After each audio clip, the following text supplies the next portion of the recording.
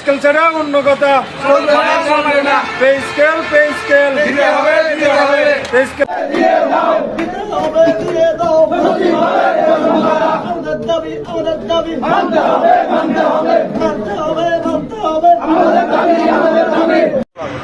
নবম pay scale বাস্তবায়ন নিয়ে এখন আমাদের মাঝে বক্তব্য রাখবেন আমাদের একজন সহকর্মী। বলেন।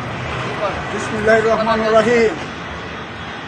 আমি বাংলাদেশের প্রধান উপদেষ্টা, বাংলাদেশের একমাত্র নোবেল বিজয়ী ডক্টর মোহাম্মদ ইউনূস স্যারের দৃষ্টি আকর্ষণ করছি।